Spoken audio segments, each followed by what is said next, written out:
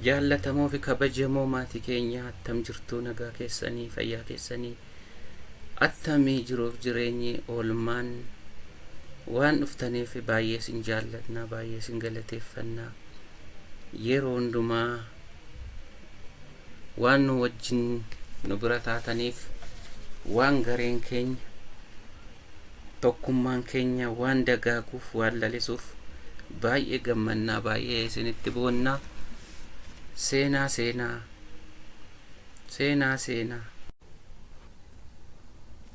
dhaggeeffatoota keenyaa fi hordoftoota keenya baga nagaan dhuftanii hunduma keessanii baay'ee sin jaallanna. Har'a akkuma yeroo darbee dubbanne gulantaa tokkoffaa fi gulantaa lammaffaa yeroo xumurruu isa ittaanu gulantaa lammaffaa irratti dhaabanna.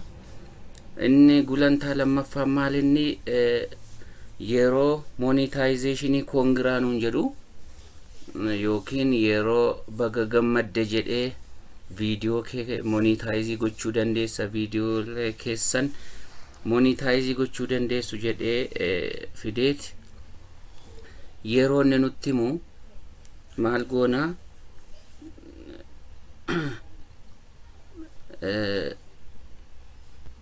monetize yeroo goonu viidiyoo keenya keessa viidiyoolee keenya monetize goonaa jechuudha. Innis akka kaffaltii irraa argannu viidiyoolee jalqaba gaafa YouTube eegallee jalqabne hanga har'aatti kan feene hundumaarraa akka argannu maal goona monetize goonaa jechuudha. Monetize akkamitti akka goonu waliin ilaallu.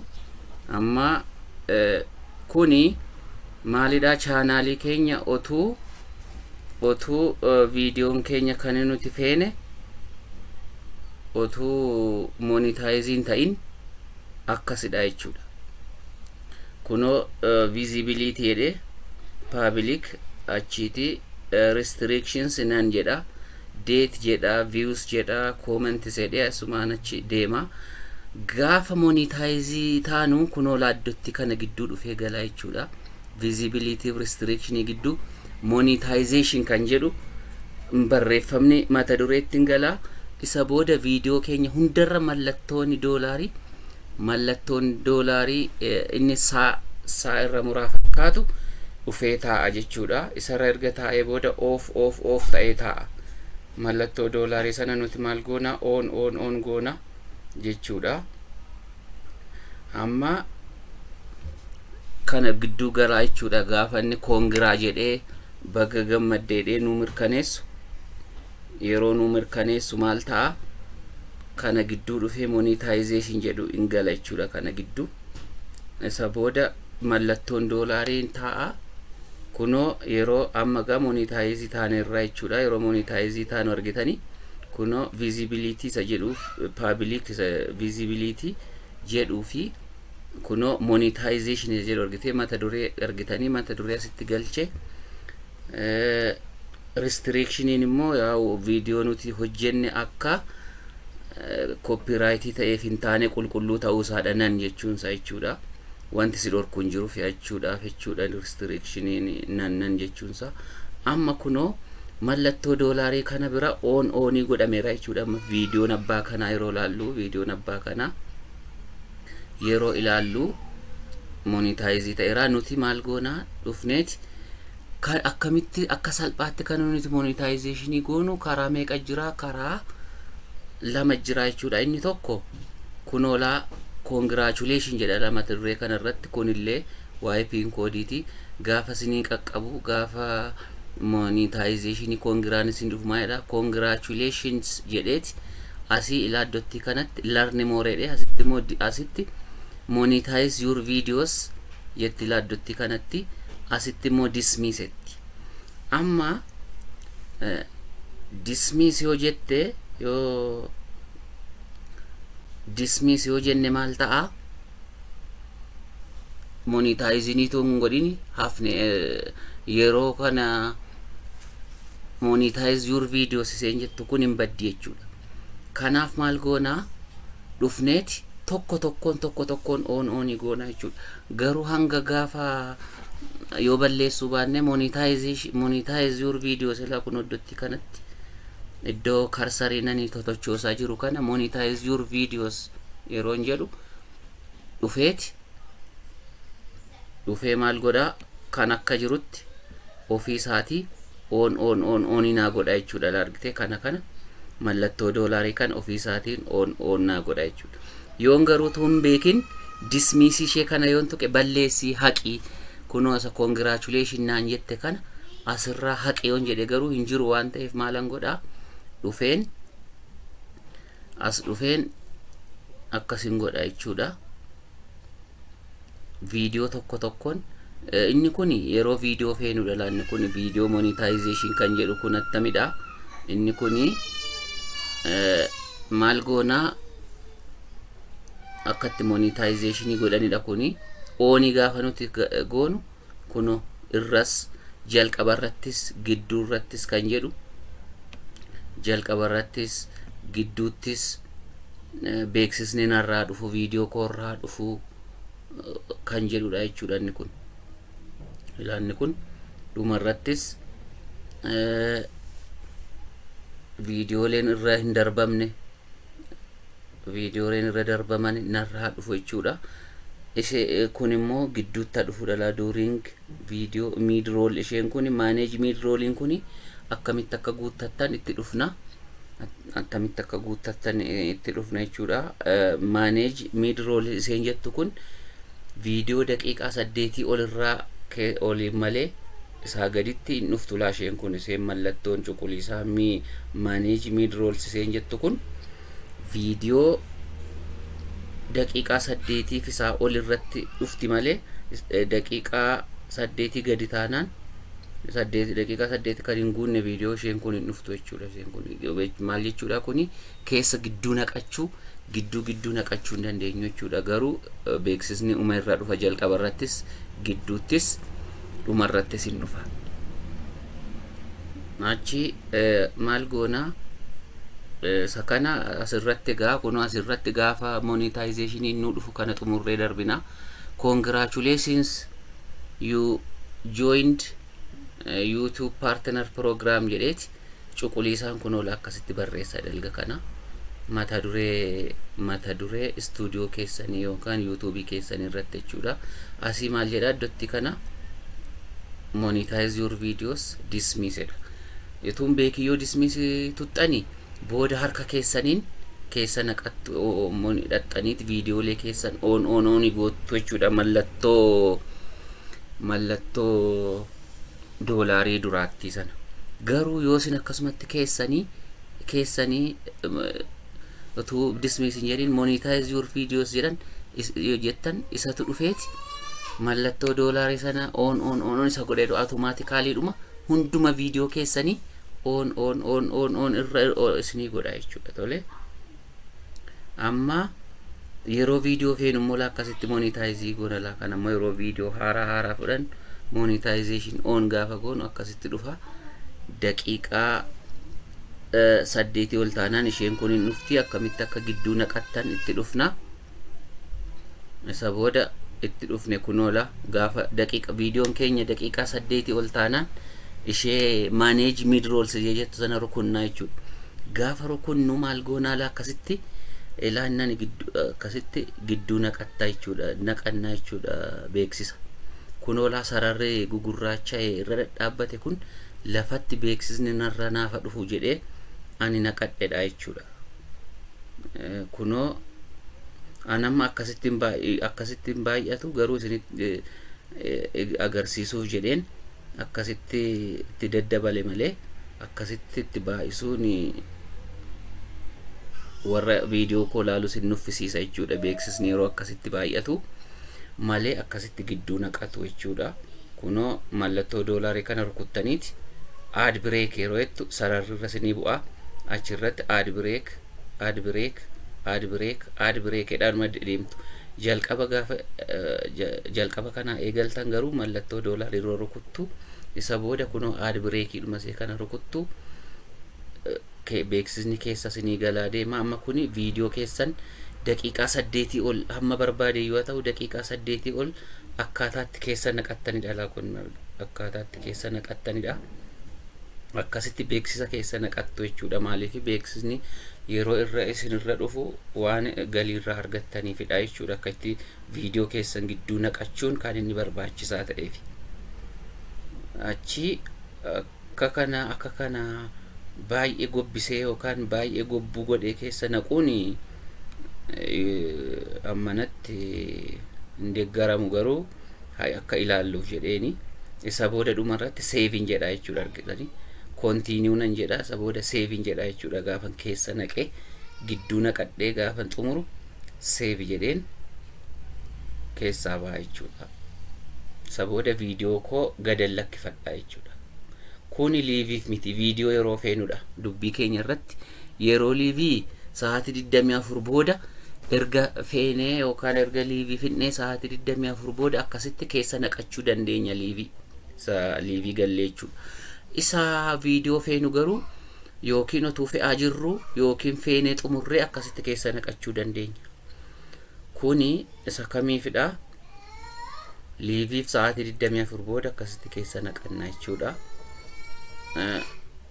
Ammas viidiyoo biraas akkasuma gochuu yeroo barbaannu akkasuma goona jechuudha. Dabareedhaan yoo mataa duraarraati gaafa monetize kongiraan nu dhufe sana monetize viidiyoo sana dismiisii dafnee dogoggorree goone harka keenyaan akkasitti gidduu naqannaa jechuudha.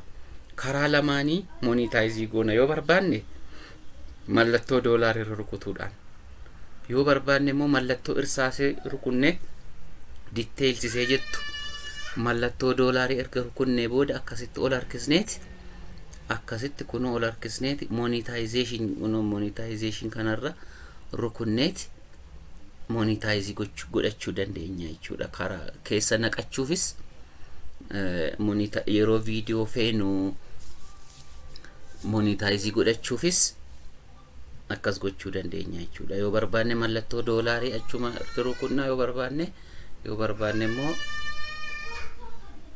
barbaanne immoo maal goona? Mallattoo irsaasee rukunneeti detailii rukunnee asii ol harkifneeti dhandhee monetization rukunnaa jechuudha. Rakkoon qabu. Amma akkasitti keessa naqannaa jechuudha. Viidiyoo kan qabnu hunduma fakkeenyaaf amma kun liivii yoo ta'e liivii kaleessa galgala galeera yoon ta'e sa'aatii 24 booda kan inni naaf gallakkisu waan ta'eef isa booda akkasittan gidduu naqadha jechuudha. Amma kun haa ilaallu wajjina ilaalluufanii akkasitti baay'ise malee akkasitti itti baay'isuu nurra hin jiru jechuudha. Akkasitti beeksisaa itti baay'isuu nurra hin jiru. Maaliif namni si nu ilaalee nu fixu beeksisatu nuffisiiseeti. Yoo skip jedhaniiti irra nu jalaa ce'uu jechuudha. Akkasitti baay'isuuni ammana yoo fakkeenyaaf warra viidiyoo keenya bananii lafa nuu kaa'anii yoo ta'e malee warri viidiyoo keenya ta'anii hordofan ta'anii dhaggeeffatan akkasitti nuuf ilaaluu dhiisuu danda'u jechuudha. Sababiin isaa waan nuti barsiisaa jirru, waan nuti dubbataa jirru dafanii dhaggeeffatanii fixuu waan barbaadaniif beeksisni yeroo hammanatti itti baay'atee dhufu irra dabarsu jechuudha. Kana waliin haa ilaallu akkamitti akka gidduu naqattan yeroo viidiyoo feetan, yeroo liivii xumurtan sa'aatii 24 booda akkamitti akka naqannu waliin haa ilaalluufani malee kanaan akkasitti baay'isee jechuudha. Fakkeenyaaf isheen ilaasheen management roles jettu kuni inactiveedha mul'attu otuu viidiyoon kun daqiiqaa 8 gadi ta'eera ta'e. Daqiiqaa 8 gadi otuu daqiiqaa 7 fi sekondi 59 gadi ta'eera ta'e jechuudha. Isa booda akkas gooneeti in xumurra jechuudha. Akkasitti monetizationii akkasitti godhannaa jechuudha viidiyoo keenya.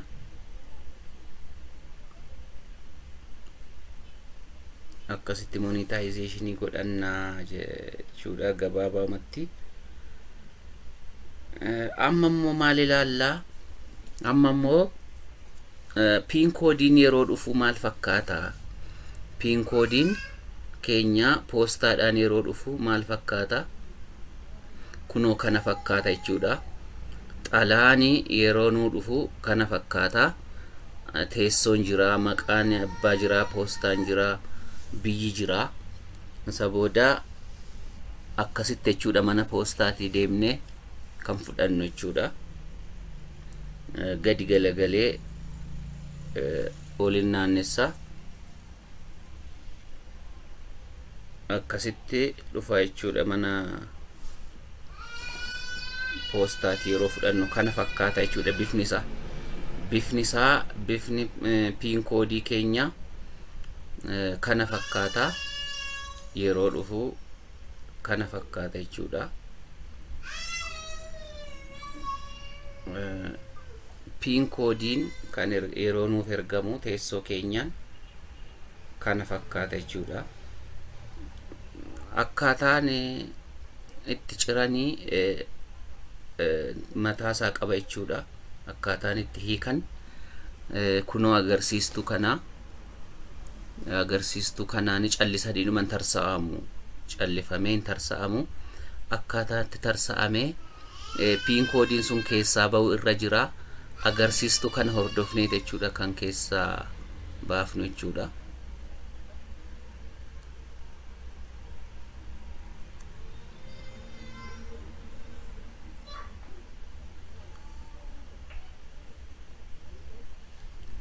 Akkasitti bitaaf mirgaa jechuudha. Amma kallattii bitaa fi mirgaatiin akkasitti tarsaasne jechuudha. Yeroo pin koodii baafnu jechuudha. Sabab maaliifi unka keessa jirutu jira. Unki sun akka mancaaneef callisamee miti kan akkasitti agarsiisanii. Callisanii otoo hin ta'in unka keessa jirutu jira jechuudha. Unki suni akka hin banneefi amma erga amma akkasitti amma sirrii miti jechuudha. Lama akkasitti akka itti tarsaasuun sirrii miti hin deemamu jechuudha. Amma akkasitti tarsaasuun sirrii miti. Kanaafuu maal ta'a? Akkaataa akka agarsiistu kanaan hordofamee tarsa'uu qaba jechuudha. Kanaaf agarsiistu kanaan hordofamee tarsa'uu qaba jechuudha malee akka duratti gargar galakkisiisuuf yaalame sanaatti miti jechuudha. Amma akkasittidha jechuudha. Yeroo akkasitti saaqxanii ilaaltanii inni yeroo darbe haasofni as keessatti barreeffamee jira argitanii. Step 1, step 2, step 3, step 4 maal akka ta'e asirratti agarsiifama argitanii.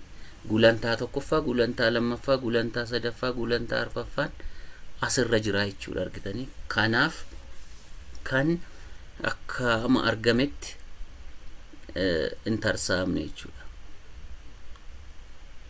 Akkuma argametti kan hin tarsa'amne adeemsa mataasaa kan qabuuf kanaaf jechuudha. Akkasidha. Amma immoo akkaataatti guunnu ilaallaa jechuudha. Attamitti guunna, attamitti akka pin koodii kana guunnu waliin ilaalla jechuudha. Amma tarsaasnee baafneerra kunoo ishee mataa dura irra jirtu argitanii. Kunoo akkuma congratulationii sana akkuma congratulationii sana mataa YouTube keessan irratti mata duree YouTube keessan irratti isinii dhufa argitanii.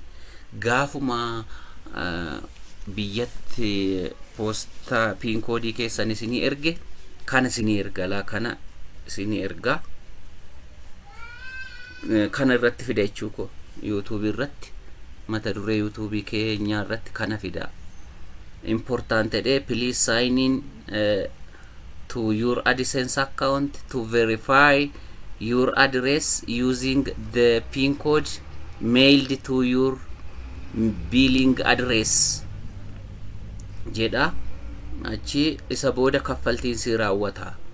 Kunoo pin koodiin kan teessoo kee ibsu, teessoo kee si mirkaneessu, poostaati guutteen waan ergamee jiruu fi fuudhiiti guutii mirkaneessi, teessoo kee mirkaneessi akka kaffaltiin si raawwatu jedhe isa booda kan akkasumatti dhiiftu jechuudha. Mata duree YouTube keessan irratti ittiin buutanii yoo dismiss ettanii attamitti akka guuttan itti dhufna jechuudha. Isa booda learn more tuqaa jechuudha. Amma learn more fi dismiss jira jechuudha.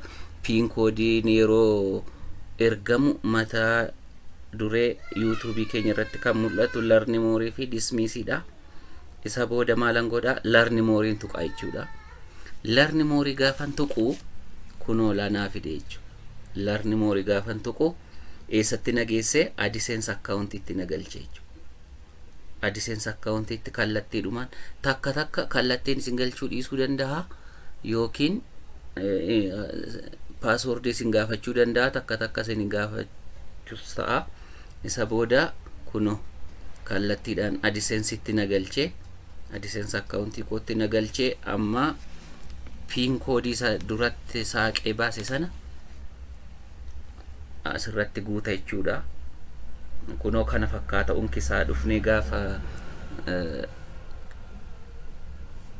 AdSense account keessa seennu kana fakkaata jechuudha. Taa'umsisaa yookaan bifni isaa kana fakkaata jechuudha bakki nuti. Isa booda maalan tuqee enter pin isa jettu kunoo enter your pin to verify your payment address isa jettuun tuqee isa booda maalan godhaa kunoo lawaanan godhu asirra jira ila argite steppiidhaan. Tokkoffaa sign in to your AdSense account jedhe click payment jedhe verification check jedhe enter the pin exactly as it appears in your pin isa jedhu kana. Isa booda akkasitti erganii guute booda akkasitti guuti jedha. Isa booda arfaffaarratti click submit tuqi. Erga digiti jaansan erga galfattee booda maal godhe submit tuqedhe achi submit tuqxa jechuudha. Amma mee akkamitti akka guunnu waliin ilaalla jechuudha. Digiti jaansila poostaa keessaa baasne sana amma interpini tun irraa kunoo kana fakkaata jechuudha.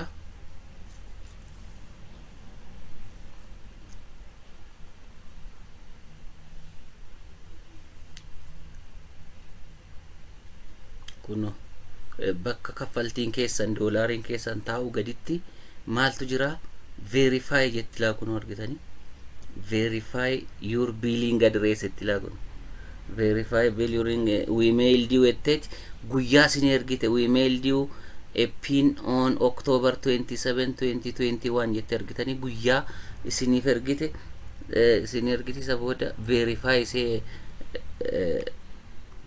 kunoo as jirtu jechuudha. Ishee verify ettu sana tunna jechuudha.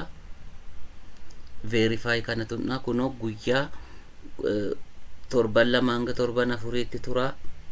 Yeroo si qaqqabe pini kana fuudhiiti mana poostaa galchedhe kunoo la verify itti laseen kun verify see jettu kana gaafan tuqu maal ta'a naasaaqa jechuudha bakka itti guutula. Isee kana la kunoo verify ishee kana yeroon tuqu bakka itti pin code digiti 6 sana guutu naaf fida jechuudha.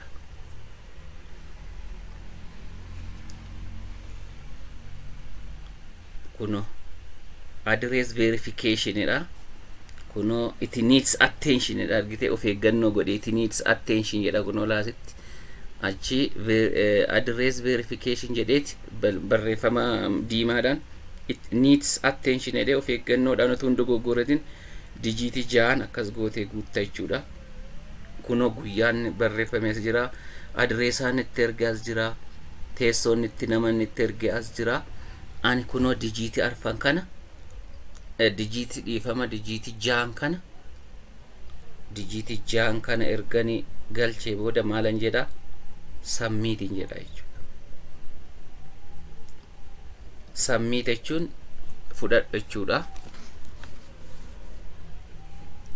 Amma submit jedha jennaan maal jedhee verify your identity jedhe confirm your personal information to get your account ready to receive payment jedhe amma address argite completed jedhe address verification completed xumurameera jedhe achi maaltu nu hafe xumurameera jedhe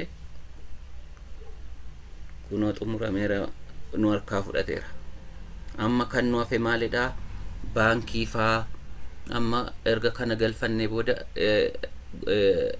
gulantaan ittaanu yookaan steeppiin ittaanumaa inni tax info manage tax USA'n taxi nurraa barbaaddu jalqabdeetti erga yeroo darbeeti tax info fi mana baankii ittiin qarshiin nu galu galchuun nu hafe amma manage tax info isheen jettu guutamteetti duraaniyyuu jechuudha duraanuu guutamteetti kunoo guutamee jira jechuudha inni approve jedhee mirkaneesseera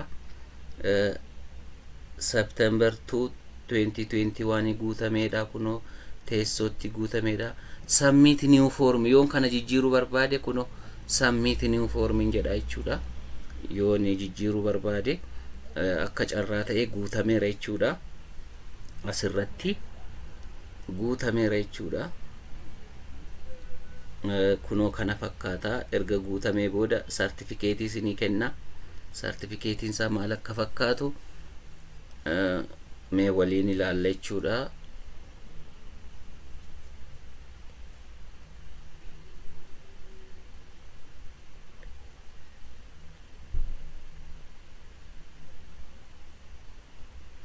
certificate of non-US activities isa jedhu kuno kana yeroo tuxxani certify isinii certificate isinii kenna jechuudha kuno yoo barbaadan immoo unka kana PDF dhaan naa ergi PDF nan barbaade yookaan print godhee nan baafadha jettanis bakki isin tuxxan jira isa booda kuno certificate of non-US activities USA'tiin alatti hojii hojjetamu certificate argachuu jechuudha isa booda akkasitti xumurraa jechuudha amma akkaataatti baankii guunnummoo itti dabarree add payment method itti kun argitanii iddoo kana yeroo gad harkistan yeroo iddoo duraa iddoo kam jirti kunoola hamma dhumaatti payment info iddoo jettu kunoo payment info ishee kana yeroo ilaaltan yeroo argitan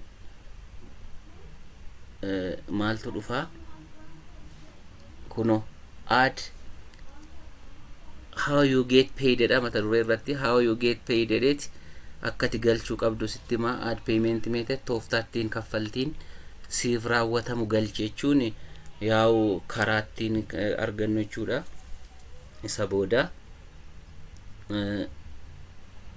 kunoo waan lama add maal fidaa filannoo lama naa fide filannoo lama namaa fida yeroo isin baankii payment method yookaan tooftaattiin yookaan karaatti yookaan malattiin kaffaltiif nu raawwatamu yeroo nuti filannu waa lama nuu fida add payment method malattiin kaffaltiin si raawwatamu filannoo lama sii dhiyeessaa add new wire transfer details jedhe add new check details jedhe warri cheekiidhaan fudhachuu barbaadani cheekiin sun immoo yoo isa lammaffaa filattanii miidhaa qabaachuu danda'a sababiinsaa cheekiin karaa mana poostaa yeroo yerootti ergamaa ji'aanii mana poostaatii cheekii sana fudhattanii mana baankii deemtu jechuudha yoo isa lammaffaa filattan isarra garuu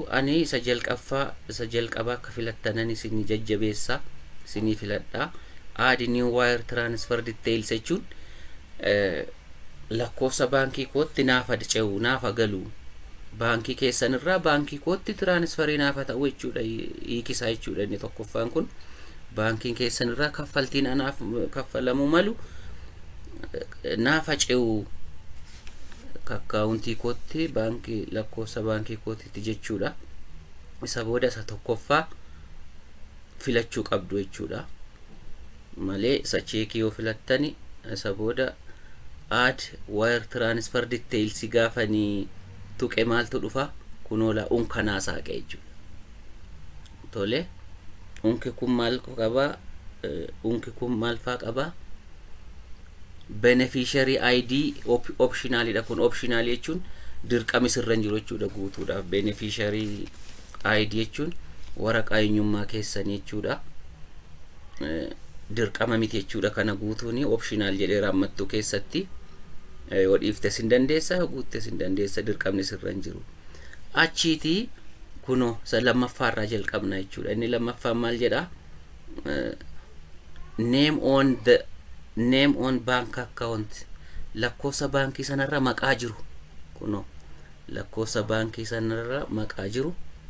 Achi maqaa baankichaa, achi swift koodii baankichaa, swift koodii baankichaa itti galchina jechuudha. Achi swift baankii koodichaa irratti aansee dhumarratti lakkoofsa baankii keenya, lakkoofsa baankii akkaawuntii keenya si'a lama barreessina jechuudha. Si'a lama barreessina. Kana fakkaata. Swift koodii yeroo jennu bira yeroo ga'u isinittan hima. Fakkeenyaaf maqaa guutuu baankicha irra jiru hanga kaakayyuutti yeroo baay'ee kan barreeffamu waan ta'eef maqaa baankicha irra jiru, maqaa lakkoofsa akkaawuntii sana irra jiru barreessina. Achiiti maqaa baankichaan barreessina. Fakkeenyaaf Oromiyaa International Bank,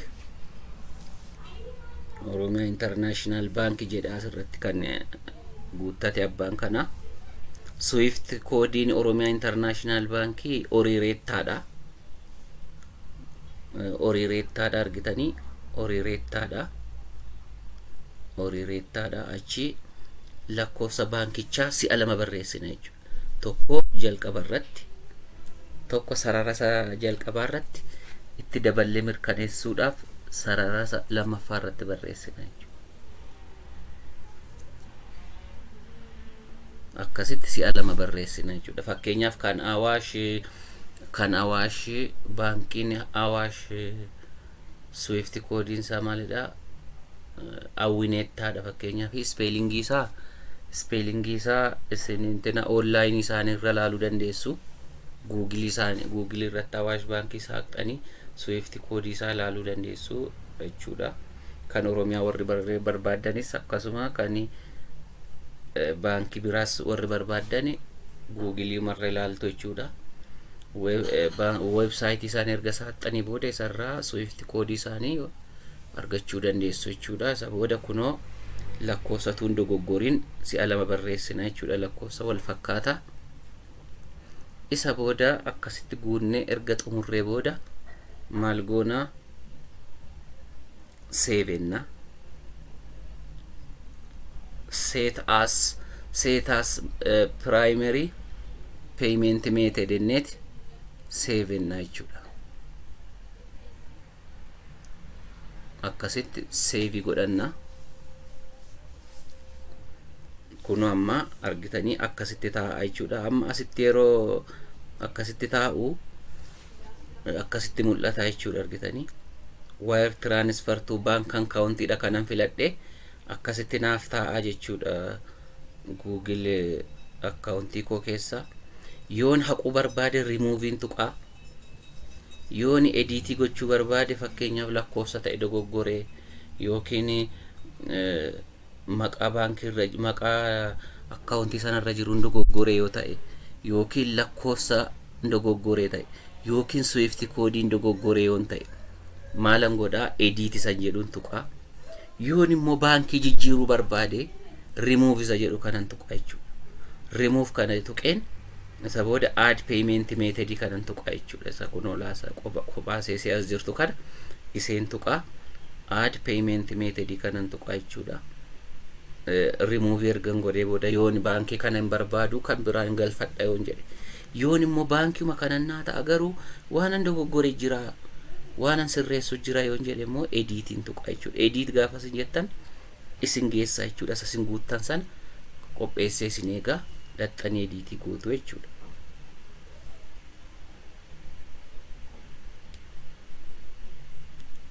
kana fakkaata jechuudha. Gabaabamatti yoon ibsuu yaalu akkaataatti piin koodiis guuttatan, akkaatti baankiis akkaataatti guuttatan kana fakkaata. Gaaffii yoo qabaattan yaada yoo qabaattan akka nu barreessitan ni abdanna.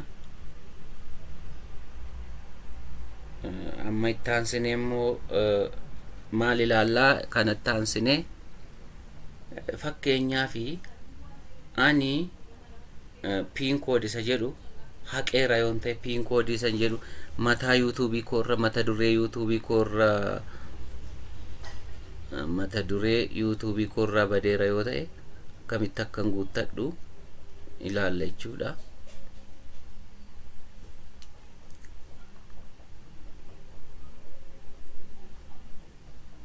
Amma isa ilaalla.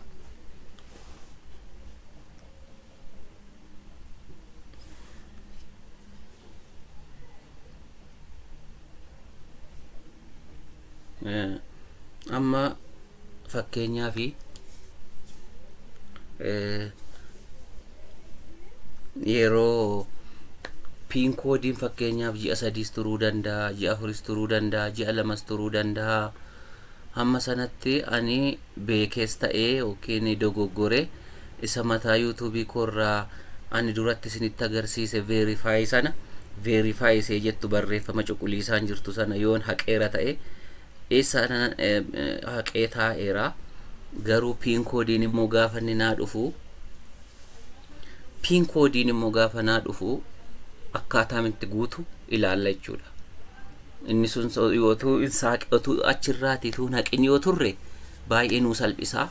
Garuu immoo akka tasaa utuu hin beekis ta'e dogoggoraan mata duree yuutuubii keenya irraa haqneerra, dismiisii gooneerra yoo ta'e attamiin akka piin koodiin gaafa nuu dhufu akkamitti akka guunnu immoo waliin ilaalla jechuudha. Amma yuutuubii kiroomii keenya erga saaqnee booda maal goona? Imeelii keenya saaqna jechuudha. Imeelii keenya erga saaqnee booda maal goona?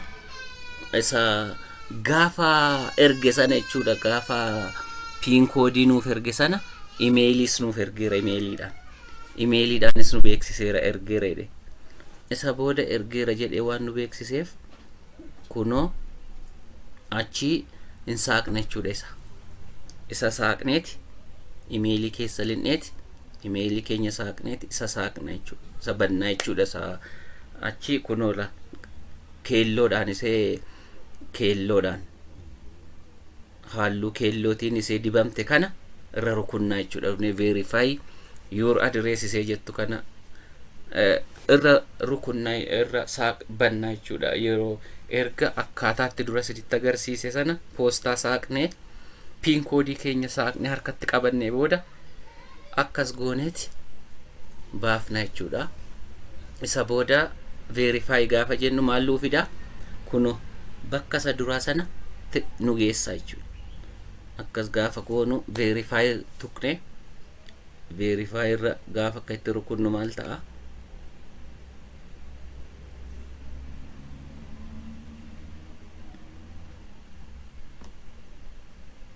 Verify kunoo see kana, kunoo verify kanarra rukunnaa jechuudha. Kana tuqnaa jechuudha. Rukunna jechuun koo tuqnaa jechuudha. Verify kana tuqnaa. Isa booda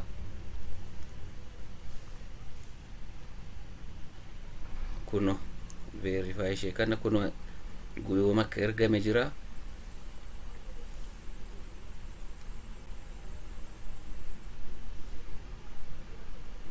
Sana booda nuu saaqa jechuudha. Intarneetiin yaa yeroo akkas intarneetii yeroo dadhabaa ta'u dafee isiniin dhufu, dafee isiniin saaquu obsumaan eeggattu jechuudha. Lafa intarneetii dadhabaa warra jirtan isa booda akkasitti fidaa akkuma duraa sana tokkumadha. Dijiitii keenya 6 itti galchina jechuudha.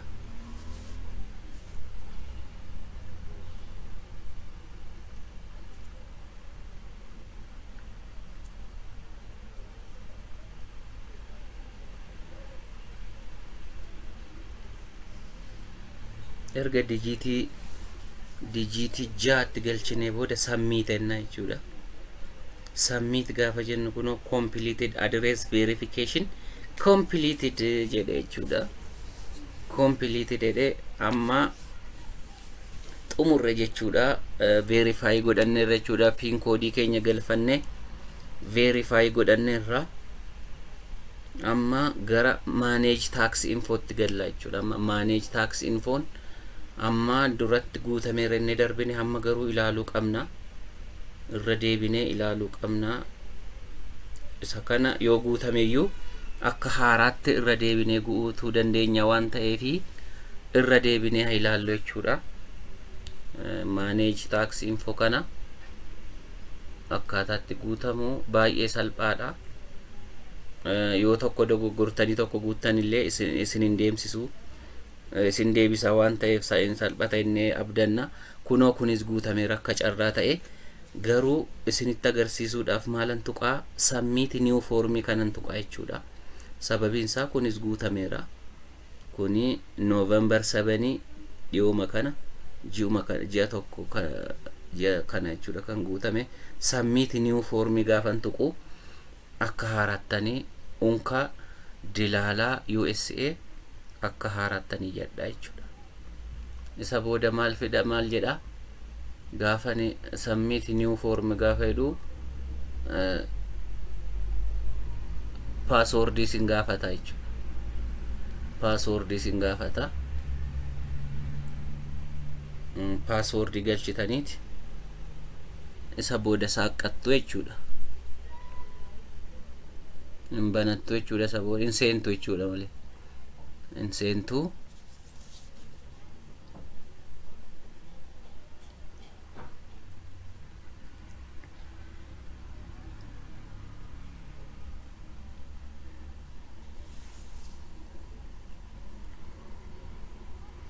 Amma kunoo maal jedhee fidee argitanii maal jedhee fidee akkuma duratti filannaa lama jira jechuudha. Filannoo lama jira kunoo maal jedha United States tax info jechuun odeeffannoo dilaalaa US America jedha. To find the right tax form please answer a few questions first. Sirri dilaalaa unka dilaalaa sirrii isaa argachuudhaafi gaaffilee armaan gadii si gaafannu sirriitti deebisiidha. The IRS the US tax jedheeti authority yookaan abbaan taayitaa dilaalaa US America maal godhaa isaan kana sirriitti adda baafateeti jira jedhee waan jiruufi amma kana nu deebisedhe. Inni tokko what type of account is jedheet tsigee lammaa wandimmoo jedhee maqaa abbaa iyyataa jiru kana taaksiin abbaa guutamaa jiru kana na gaafate. Individually dhamoo non individual entity dhamoo jechuun hojii gareetiin yookaan hojii wal ta'iinsaan hojii walooti moo hojii dhuunfaati kan jedhu filannoo lama qabaa. Isa booda ani hojii dhuunfaa waan ta'eef hundumti keenya gareedhaan kan hojjennu hin jiru miti. YouTube dhuunfaa keenya hundumtuu dhuunfaa kan mataasaa miti. Achi maal jedheen iyyadha individually kan jedhuun filadha jechuudha. Individually yeroo filadhu see jalqabaa kana kuno sarkilii see jalqabaa kanani filadha jechuudha. Isa booda kunoo nan filadha jechuudha. Gaafan filadhu maal godhaa gaaffii biraatti na ceesisa jechuudha. Ani nama dhuunfaatii gaafan jedhu ammas gaaffii biraa naa fide jechuudha.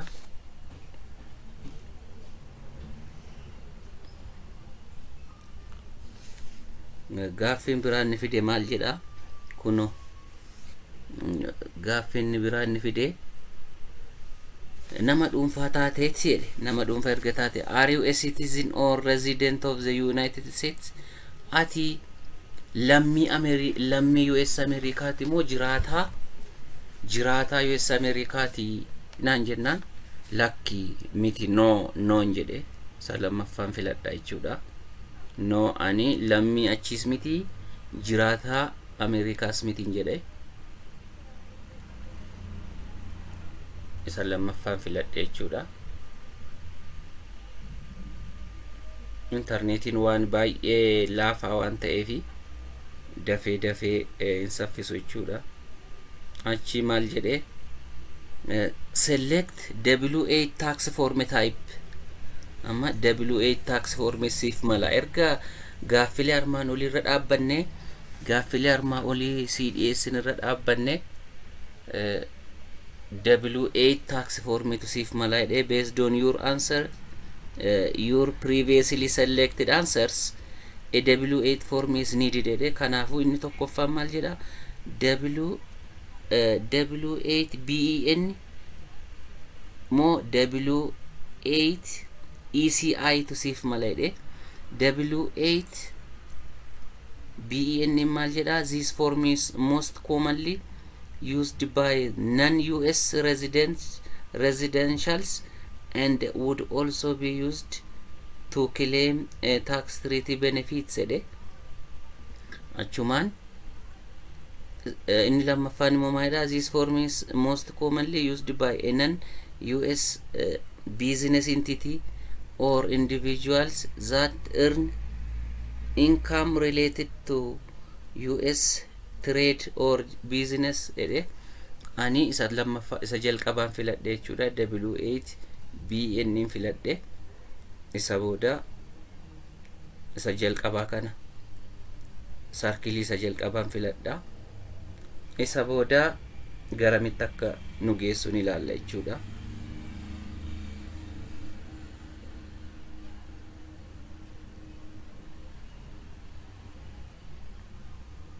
Interneetiin laafaa waan ta'eef saffisaa hin jiru.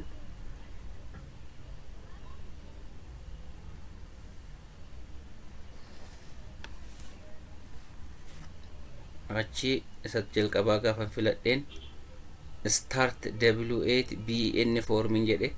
Kuno start W8 BN form gaafan jedhu unka sanaa amma gadi naa jigsaa jechuudha. Unka W8 BN formi gannaaf jigsaa jechuudha. Amma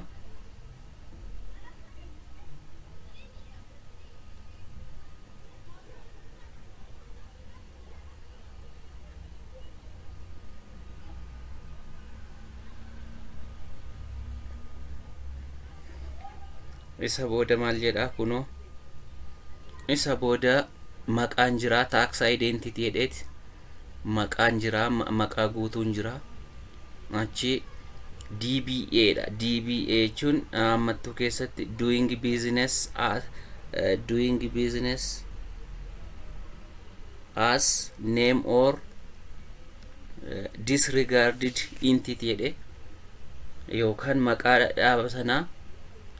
dhaaba sanaa yookaan maqaa nama dhuunfaa sanaa asitti guutee biizinasii kan inni irraa hojjete argatu. Biizinasii inni irratti hojjetu maqaa isaas kaa'edhe. Kuni maqaa dhuunfaa keenyadha. Maqaa guutuu dhuunfaa keenyadha. Inni kun immoo maqaa biizinasii irratti hojjennu sanadha. Kuni country or region of citizenship dha. Inni sadaffaan jechuudha. Saanduqni sadaffaan. Achi maal goona finneet liinkii chaanaalii yuutuubii keenyaa as keessatti peestii gochuu qabna jechuudha. Kanaachi maqaa keenya maqaa yuutuubii keenya yoo goone dogoggoruu dandeenya yookaan spellingii dogoggoruu dandeenya. Kanaafuu maal gochuu qabna liinkii chaanaalii keenyaa finne peestii gochuu qabna jechuudha. Isa booda erga liinkii YouTube chaanaalii keenya booda biyya keenyan guunna. Isa booda isee kana bira dabarra jechuudha.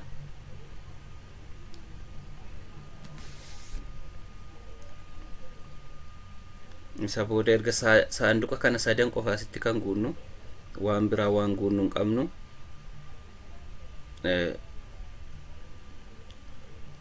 kuno DBA maqaa biizinasii keenya maqaa keenya isa guutuu jalqaba irratti saanduqa lammaffaa irratti maqaa YouTube chaanaalii keenya liinkii YouTube chaanaalii keenya sadaffaa irratti biyya erga guunne booda kana bira dabarraa jechuudha. Taxpayer identification number isee jettu kana foreign UST isee jettu kana bira dabarra optionally waan ta'eef bira dabarra akkuma jirutti bira dabarreeti next kana dhufnee tunnaa jechuudha. Next kana dhufnee tunnaa isa booda next kana erga tunnee booda maalluu fida waan inni fidu waliin ilaalla jechuudha. Next kana gaafa tunnu kuno permanent address lakkoofsa poostaa waliin guutuun dirqama jedhee bakka jiraachuu jechuudha. Bakka jiraattu bakka dhaabbataa jiraattu yaa biyya jechuudha. Achiiti kuno bakka jiraattu poostaa postal code magaalaa biyya guutteeti. Achiiti immoo ammas maal jettaa mailing addressiin koo bakka ni jiraadhu wajjin tokkodha kan jettu kuno saanduqatti kana tuxxa jechuudha. Argite saanduqatti kana tunnaa jechuudha.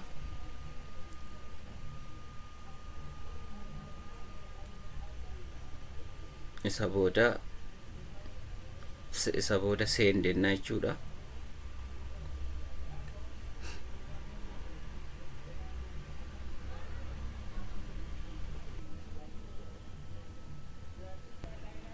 isa booda gaafa next ennu kan biraa nuu fida kuno akkasitti kan biraa gaafa nuu fidu are you claiming a reduced rate of withholding under a tax treaty isa jedhu kana no jenne tunna no jenne bira dabarra isa booda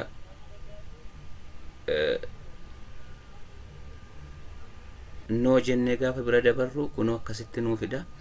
Isa booda maalan jedha kuno nam mirkaneessa jechuudha. Kana ni gaaratti guutee dhugaadhaa soban qabu waan dhugaadhaa waan sirriidhaa waan guutuudha gaafan jedhu kuno jedheen kakadhe jechuudha. Inchi kashee kakachuu koommoo kanaan mirkaneessaa. Isa booda maqaa kee guutuu barreessi mallattoo jechuudha. Mallattoon yaa onlaayiniin maqaa guutuu barreessuudha. Isa booda maqaa guutuu barreessina. Erga maqaa guutuu barreessu jechuun mallatteessu jechuudha. Unkaan olitti guutee guutuudha si dogoggoran qabu soban qabu kan jedhu erga guunnee booda yes an asirratti maal jedha laa kun asirratti waa lama fidela. Erga mallatteessee booda maal jedha are you the person listed in the signature section jechuunsa olitti kan unka kana guutte abbaan kana siidhaa jedha. Eeyyee ana inni jalqaba maal jedha eeyyee anadha anumatu ofii koo bakka bu'ee guuttate unka kana jedheen filadha jechuudha. Fakkeenyaaf namoonni yeroo isinii guutanii akkas jedhanii isinii guutuu qabu.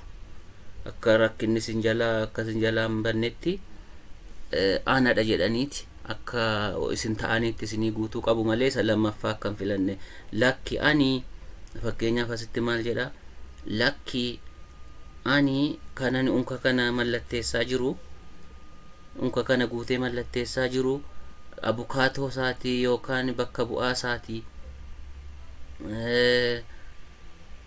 jechuudha. Ni lammaffaan ani garuu isa jalqabaa filadhe isa jalqabaa anuma dheedhee jettanii guutuu qabdu akkanne piroosesii biraa isinitti hin baay'ifne jechuudha. Isa booda next jedheen bira darba jechuudha.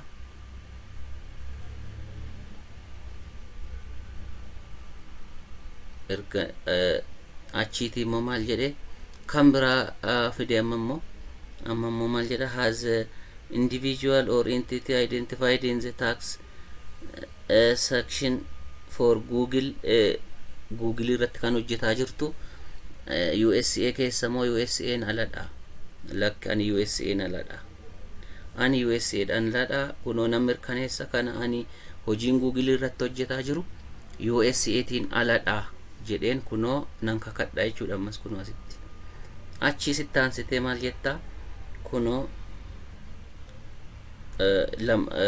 inni kunoo amma asitti immoo isa jalqabaan filadhaa jechuudha.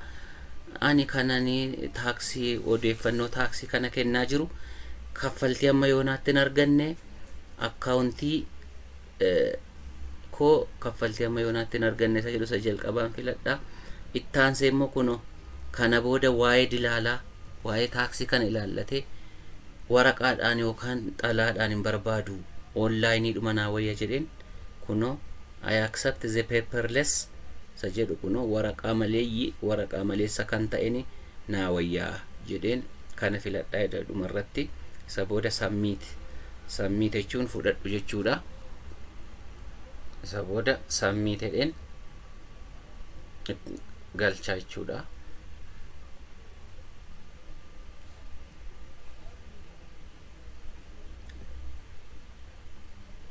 Submit gaafan jedhu kunoo unkani guute akkasitti naa dhufa jechuudha.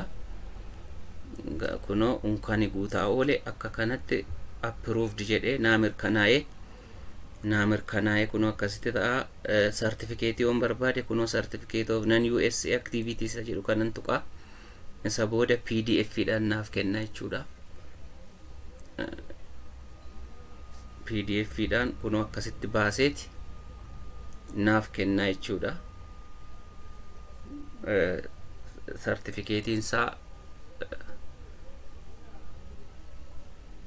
Certificatein isaa kana fakkaata jechuudha.